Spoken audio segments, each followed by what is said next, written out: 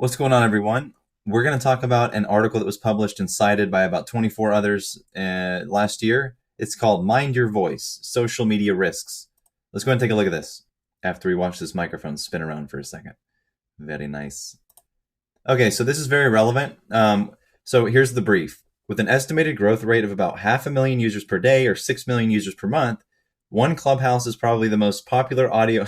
one Clubhouse. Clubhouse is probably the most popular audio-only social network at the moment, albeit not the only one that is available. You have Riffer, Listen, Oddlist, and Hear Me Out are some of the alternatives, while we've been waiting for the upcoming Twitter Spaces that is now out. Now, there is also Discord, which we didn't consider in our analysis because despite having audio features, it's not centered around audio, which is why I recommend it. So if you want to come to the Discord, it's discord.gg/fudstop. discord.gg/foodstop. I recommend coming there.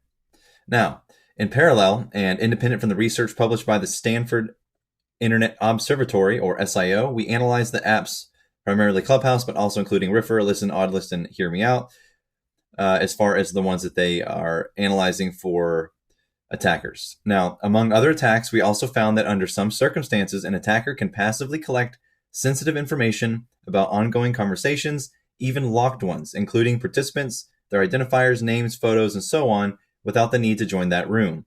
This poses a clear privacy risk. Some security risks that we highlight here are unique to the nature of audio-only social networks, while some are shared with other modern social network platforms, audio-centered or not.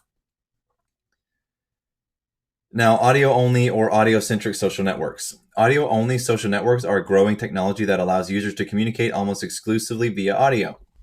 Private or group textual chats are substituted by voice chats, where two or more users can join private or public rooms as they wish and start listening immediately. Now, here's a diagram of your exposed information every time you join one of these rooms. In these platforms, like in other online social networks, users can organize in groups, sometimes called clubs, and schedule events like the Twitter Spaces. The terms of services prevent users from recording the audio without their participants' written consent, but clearly this doesn't prevent a malicious listener from doing that, and we have found that it is happening. So here's a diagram here. If you want to pause the video and take a look at it. Exposed information, phone number, name, email, bio, photos. Speaks to live rooms, exposed information, name, moderator, audio stream, and then part of scheduled event D, which is made by the organizer. And then the groups of the clubs have their names, bios, photos exposed as well because they're following and are a part of the user who created the scheduled event. Now, security and human risks of audio-centric social networks. By analyzing the apps and their communication protocols, we confirmed that a malicious actor could automate different kinds of attacks, including massive data collection, user monitoring, and so on. For the end users, this means that their entire social circle, for example, names and pictures of friends and friends of friends, can be obtained by an attacker without them noticing, and sometimes even through automated means. And here is a picture of a README on how to set up a Clubhouse bot. It's an online group advertising the development of a Clubhouse bot to automate user activity. Now, here are some of the security risks in audio-centered platforms. Most of these can be automated as well.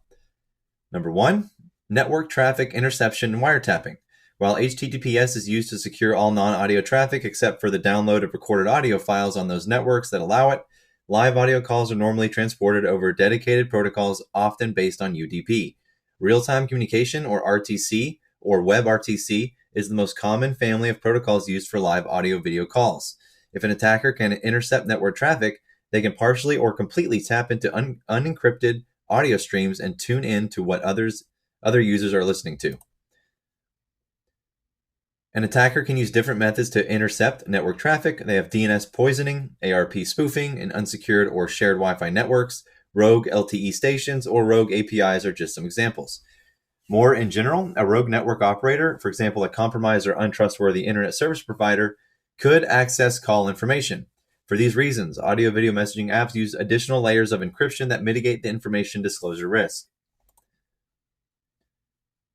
For example, with minimal effort, an attacker can know who is talking to whom by simply analyzing network traffic and looking for the RTC-related packets.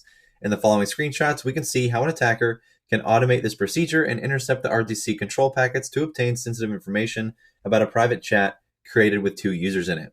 As you can see here, They have their little programming log set up, lets them know that a user joins the channel, give them the user's URL, creator ID, and all that good jazz. So your data is of utmost importance to keep protected, not give to people for no reason. Now we have 2, opportunistic recording. Opportunistic recording can ease the implementation of existing attacks, mainly extortion-based, making them more powerful or scalable, especially if combined with user impersonation. For example, if someone is speaking naturally in a room with many users, there's no way to tell if a malicious listener is recording the speech. Later on, the malicious listener can clone the account, automatically follow all of the account's contacts to make it look more authentic, join any other room, and use the sample of the speech to make the cloned voice say other potentially embarrassing phrases. This is a reality.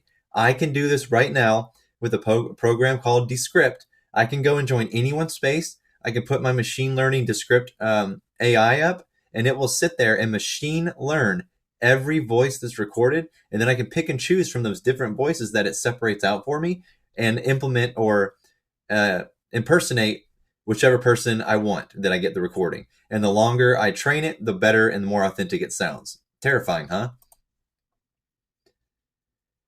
Now, the streaming and lightweight nature of audio content makes it very easy for a malicious user to record an ongoing conversation and use it later on, possibly recombined in a way to make the victim say arbitrary content, either through deepfake technology or with simple remixing. Needless to say, the recordings of some of the most exclusive rooms, for example, with VIPs among the speakers, have already been shared on other services, while hundreds of thousands of recordings and instructions on how to take these can be found on Google using keywords such as Clubhouse recording. Now, this is probably the most critical and most relevant and the basic reason of why I'm making this video. Number 3, underground content promotion services. Whether they're legitimate or not, content promotion services are commonly used and abused in any social network to inflate content or user popularity artificially. While such services do not directly represent a security risk, engaging with these actors that provide illicit services can be dangerous or even illegal. Not to mention that unaware purchasers may get retargeted in the future, like the apes with Chad, with DRS, with Say Technologies, and now with FloatLogger. Some users are already discussing purchasing followers, which we know happens. That's how these people that show up out of nowhere gain credibility within the community. It's because they purchase their way to subscribers, and that's all it takes for people to have vetting credibility today is followers, which is not at all the case, but that's how people think. Now, some alleged developers are promising to reverse engineer the API to create a bot in exchange for an invite, something that we also verified to be feasible. Basically, in essence, protect your privacy at all costs. Your data is important. You need to keep it to yourself, period.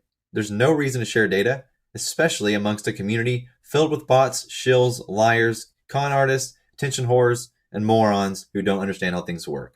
Have a good one.